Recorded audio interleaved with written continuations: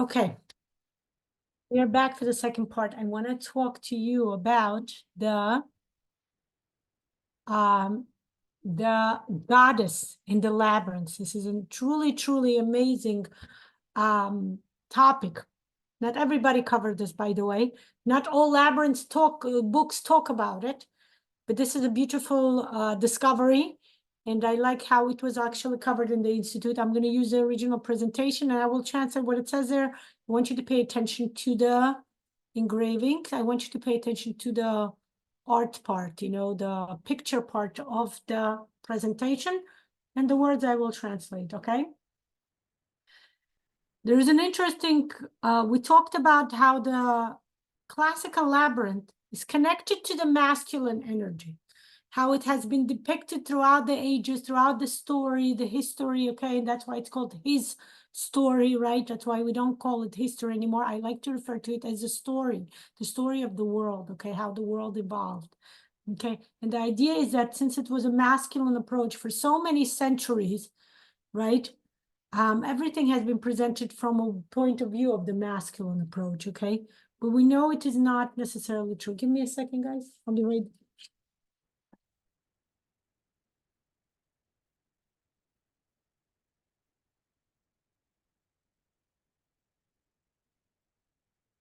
Okay.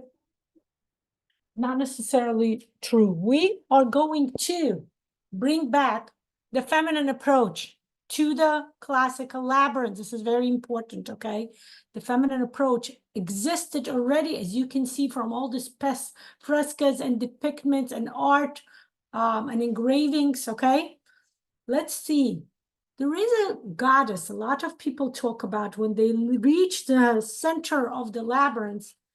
It's actually how to reach the goddess within the labyrinth. What are they talking about? What is a goddess, okay? Look at the engravings where we start noticing, okay, this has been done 3,000 to 9,000 years before the Common Era. This is within the Central Asia, has been found in Central Asia, okay? This is the Neolith. This is a depiction also on the stones and stuff like that, right? The images of a female figure, okay? The images of a female, and notice, very important to notice the raised hands, okay? We're going to pay attention to that. This will be relevant, very relevant later on, okay? This, we know, this has been in, this is in Tripoli, okay? This has been dated 35 to 3,700 years before the Common Era, okay? And what do we know? It looks like the Taurus, which we know is a symbol of a male courage or masculine energy. But within it, we see the symbol of the feminine energy. We know it's feminine because the triangle is looking down. And that, again, if you remember from sacred geometry, some of you are in there, it's a symbol of the feminine energy. The triangle looking up is a symbol of the masculine energy, but the triangle looking down is a symbol of a feminine energy, okay? This is in Brooklyn Museum. I actually have seen this, okay? I've been at Brooklyn Museum. It's amazing, okay? This is dated, this is found in Egypt, and it's dated 4,000 years before the Common Era. Again, depiction of a female figure, right? With the hands up, okay? This is the famous Ishtar, the goddess named Ishtar, okay? Connection, if you look at it linguistically, it's connection to the word star. The Latin root of the word Ishtar, which means star, in ancient Farsi, the language that they currently actually speak in Iran. Okay, I actually know Farsi. I don't read Farsi, but I can speak Farsi. I understand when people speak Farsi. Okay, that's one of the languages that I do possess. So Ishtar is an interesting connection linguistically to the word star, because this is the goddess connection to the star, the goddess of the star, and this is the connection to the English word star, okay? This has been found, as we're not surprised, in Mesopotamia. This is where the Babylon, the ancient Babylon used to live, right? Babylon, one of the languages in the ancient Babylons was Farsi, okay? Ancient Iranian Persian language, okay? This has been found dated 2,000 years before the Common Era.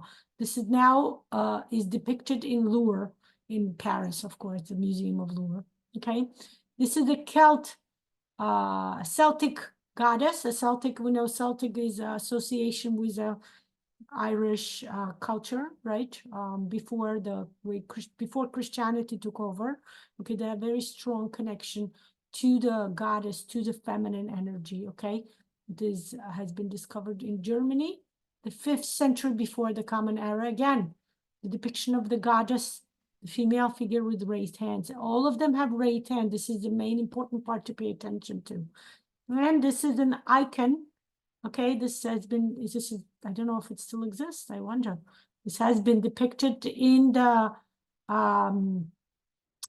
what do you call that? It's not the church, it's like Notre Dame de Paris. It's not exactly, it's a church, but there's a different way for it to call it.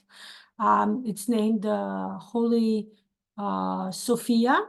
This is in Kiev, in Ukraine. That's why I said I don't know if they still have it, because there are so many destructions in Kiev. I would be happy to hear that this museum, or in this case, it's not a museum, it's a church, hasn't been destructed, okay? But this is the depiction of one of the what they call in Christianity, it's not a goddess, but it's what do you call it? I'm sorry, I'm losing it. It's in my head and I can't bring it out. But basically, it's like a female figure that they do worship in Christianity. Okay, she's considered to be a sacred, symbolical figure in Christianity. Okay, you notice the circle around that kind of makes her a holy symbolic person. Okay, this, of course, you saw this this picture again in my original Greek myth Labyrinth explanation. Okay, this museum Petit Palace in Avignon in France. Okay, and this has been dated to 1500 to 1525. This has been found in there. Okay, this is very interesting how they drew. Look how beautiful looks the labyrinth, right? They brought the Greek mythology figures, right? We see Theseus slaying the Minotaur. We can see, and this is 2 different females. This is a lot of explanation, right? Remember, I told you before, I'm an art history minor, so there's so many explanations, but that would take another hour for me, so I'm not going to do it. But there's a lot of symbolism that there are 2 females here, okay? Notice the petroglyph here. This has been dated 10,000 years before the Common Era. Okay, look what's happening in the story. Remember, we talked about the figures representing the storytelling, type of storytelling, okay? The male, right? We know this is a male, right? But you see the connection to the female. It's very interesting how they show the connection through the private parts, right? The male is connected to this female, okay? And there is the male is a warrior, right? There's a fighter, right? It shows the weapon, killing the animals. There's a cattle, there's an animal. It's interesting. This is the cattle. This is the home animal, so to say. Nowadays, we don't have home animals. It's connected to dogs and cats. Back then, it used to be cattle, of course, right? This is like a cow or a bull. But this is a wild animal. Also has horns, but the tail is up, which depicts independence. Okay, this is a wild animal. And this looks like something like an ostrich, right? Some kind of a bird. Basically something, again, of a wild animal. The male went to hunt. The male is hunting, which is a female doing. I think at this point, we all understand the representation of the raised hands is a prayer. Connection to the spiritual world. Connection of the feminine energy being connected directly to the spiritual world, while the masculine energy is connected to the realistic world, being a fighter, dealing with reality, while the female, right, a very conservative view, right, a traditional view of the division of the roles. We know nowadays it doesn't work like that. Nowadays, we have so many different ways females and males interact. There are males who take care of children and stay home. There are females who focus more on career, but still, most throughout the world, or even if Western countries, you'll be surprised, but would say about 60% of the females still lead the traditional point of life, right? Way of life, where they are stay home and they're connected because they view themselves as sacred, as a connection to the spiritual world, okay? And even females who do work, we know we always have double the way we view life. We are considered to be responsible for both the outer world, bringing in the money, and the inner world, taking care of the family, taking care of kids, okay? That's slowly changing, but very, very slowly, okay? There's an interesting passage here, okay, to the Bible, right? It's actually, we just read it this past Sabbath, okay? This idea when the ancient Hebrews were attacked, it says that the people were fighting, but what did Moses do, right? Moses raised his hands and was praying. Again, the idea of connection, fighting and praying together, okay? And it says at one point his hand got tired. So his apprentice, Joshua, okay, actually held his up, like actually physically had to uphold his hand to continue the prayer. But again, the idea, right? Nowadays, we don't have that idea. We all think prayer can be done without necessarily involving the hands, okay? But over here in the ancient world, we remember this is the pre-modern world. We talked about it last week, the quadrants, okay, the historical anthropological quadrants, the pre-modern world, the raising hands, the actually situation of the body where your hands are raised is connected to the prayer. It's connecting to seeking spiritual resource, spiritual energy. And this is the interesting part. This is a connection to the labyrinth. Guys, the classical labyrinth has that within it. You're going to be surprised what you're going to see next, okay? This is what they found. This is a drawing, not a drawing, what do you call it? The sewing, like the sewing art. Okay, this has been in Moscow, in Russia. This is like a historical museum. This has been dated to the 19th century of Common Era, of course. Look what you see here. You see the female figure. She's female because you can see the dress. Again, raised hands. Again, cattle. Notice the swastika around. We know the swastika, before the Nazis used it for their symbol, used to be a symbol of peace, a symbol of connection to the spiritual energy. This is an interesting part to notice, okay? Okay, notice this side has a female up, but if you look down, it's more of a Taurus head. So this is more of a male, and its connection to the horse, right? Males are connected to being the knights, again, a connection to the crusades, or just connection to fighting and male energy, but this is female energy. She's at home, she's taking care of the cattle, okay? And her job, her connection to the world is by spiritual prayer. Very interesting, right? This has been found on the island of Crete, okay? The Cretans do talk about the goddess. There is an idea of the goddess that hasn't been brought much within the Greek mythology, but historians have found that there is a very interesting connection to the goddess, the idea of goddess in the Cretan tradition as well. Okay, not just how many females, right? This is supposedly a goddess. There's no head here, but some kind of, we understand connection to maybe some symbolic. But again, the women are raising their hand, the females are raising hands, and they are praying, okay? This was an engraving on a golden ring, and it has been dating 1500 years before the Common Era. It's in the Heraklion Museum, in the Archaeological Museum in Heraklion, which is in Knossos Museum, in Knossos Island, okay? Notice the statues of the goddess. The statues of the goddess in association with the minus culture, okay? Also the connection to the labyrinth, we don't hear much of it. There's a very interesting book written by Lars Hewlett who talks about it a lot.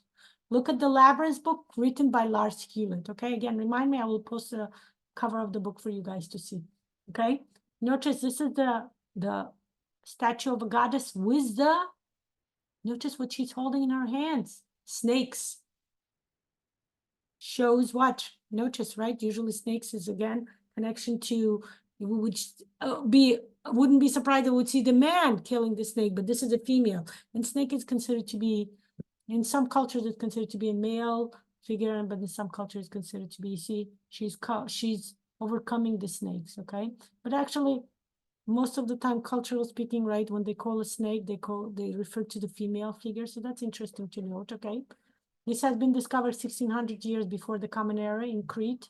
And this has been also discovered in Crete 1400 years before the Common Era, okay? Notice that her hands, the way her 4 fingers together and then the thumb, okay? We're now going to notice something. Look at the way the depiction of the goddess connected to the 5 fingers, okay? Notice what's happening. Again, this is notice you realize this is a connection to the classical labyrinth. This has been found in India in the, 19th century, I think before the Common Era, okay, dated. Similar to the classical labyrinths, right? But look what happens. They're connecting this goddess to the classical labyrinths, okay? This cross that I showed you, remember I kept telling you, even though Christians think, oh, it's connecting, it's not connected to Christianity. It's connected to this figure of a goddess who is raising her hand, and the swastika belongs there as well, okay? Notice the vertical line, then we have the horizontal line, and then the 2 lines up, okay? Notice this figure, they found the connection of this figure to the middles, the center of the labyrinth. So it's a connection to the feminine energy. Very important to understand. The story of Ariadne brings a new connection here, okay? And by the way, remember what happened to Ariadne in the Greek mythology. Her husband, when she marries Dionysus later on, remember what he does? He names after her the constellation, right? The Ariadne constellation. So she does turn into a star, a very romantic gesture, right? Which female wouldn't be romanticized by having a star named after her? Very, very much connection to the feminine energy, to the goddess within us, okay? Here exactly, look, you can actually do this. Put your hand on the screen and you can see how our hands, the 5 and 5 on each side, corresponds to the way the classical labyrinth is shaped. This is the most amazing part that I found, okay? This is the left entry, and notice, look, you can actually put your hands down and draw the labyrinth, okay? You can screenshot this picture, okay? And notice how you can draw the labyrinth according to your hand. This is a very, very unique way of doing it, okay, guys? This is very interesting. Welcome to experiment this at home. I would love to see your pictures as you drew it according to your hands, okay? Put a cross, then put your hands around it, and then draw the labyrinth, okay? I'll show you how to do that. You will understand how to do that later. This is the right entry classical labyrinth, again with the hand. Notice again, the entrance is here, okay? It looks a bit different than the way we used to see it, but again, because this is a connection to the goddess labyrinth. So this is an amazing way to start seeing how the classical labyrinth, the connection between the male and the female, okay? Connect to the goddess within. There are a lot of talk about the center. When you meet the center, remember I told you guys, people make altars, people looked at it as a sacred space. A lot of people would consider it to be a sacred space because the goddess lives there. Again, based on your own culture and religious beliefs, you can view it exactly the way I'm telling you. You can take it at face value, or you can just look at it as a way to traditionally refer to it, okay? Okay? So we talked about the right side connecting to the masculine energy and the left entry connecting to the feminine energy, okay? We already did this. Let's go to the drawing, okay? Are you guys ready? I'm gonna change the camera and we're gonna get to the drawing. And I will also later on as we draw, I will explain to you the connection to the Sefirot, those of you who are interested, okay? I wanna show you here the different types of labyrinths we can make, okay? Connection, okay? There are 4 types of labyrinths most of the time. You can see, maybe you'll find some other things, but most of the classical labyrinths connect off. Look, there's a 3 circuit. Notice 1, 2, 3, and then the center, okay? So we call it the 3 circuit, although it's 4. The 4 doesn't count because it's the center. Okay, so 3 pathways to go before you reach the center. This is a 0. Okay, entrance. 0 is where you enter. Notice, by the way, how it's connected. There's a cross and then dots. Pay attention. This is the way we're going to learn how to draw. Okay. 2 different ways to see the 3 circuits labyrinth. Okay, look. You can have the entrance here and then walk around. This is like the way the Charters labyrinth is shaped in the Charters cathedral. Oh, cathedral, that's what I was looking for the word, not church, but cathedral in France, in Paris, okay? Another way would be going like this, okay? You see, notice the difference, okay? The 5 circuits labyrinth, look, somebody drew beautifully, right? The depiction, they made the labyrinth and then they put different symbols. Those of you who took the mandala course, if you didn't, you're welcome to sign up. I can still give you the special since you signed up for this course, you can take the additional certified course, like the mandala course for $50. Originally, it's $150, so you get a huge discount here. Notice the way the tree, those of you who are tree lovers like me, right? Then they took a print. Look, it's it can be a branch print. It can look like even a snowflake print, okay? But notice the roots here and the branches, okay? It's such an interesting, in the middle of the tree is actually the center of the labyrinth. In the center, they put a spiral. So many symbolism in here, right? So many sacred geometry shapes here. 11 circuits labyrinth, okay? So we have 3, we have 5, we have 7. 7 is a regular, I didn't put in. We're gonna draw the 7 one now. And this is 11, look, they're counting. 1, 2, 3, 4, 5, 6, 7, 8, 9, 10, 11. And then there's 12, okay? And the biggest labyrinth they have is the 15 circus labyrinth, okay? It has 15 steps, okay? If you count of walking, okay? That's 1, 2, 3, 4, 5, 6, 7, 8, 9, 10. I don't know how, because it's so multi-layered, it has 15. I found this online, okay? This one definitely has 15, look. Now this, by the way, an engraving they found somewhere, okay? It shows that historically there has been other 15 layers labyrinths, okay? 1, 2, 3, 4, 5, 6, 7, 8, 9, 10, 11, 12, 13, 14, 15. Can you imagine? It will take you a long time to walk this labyrinth. This is great for like realistic, actual walking labyrinths. For 100, you can, again, I will show you how to draw the 15-layer labyrinth, okay?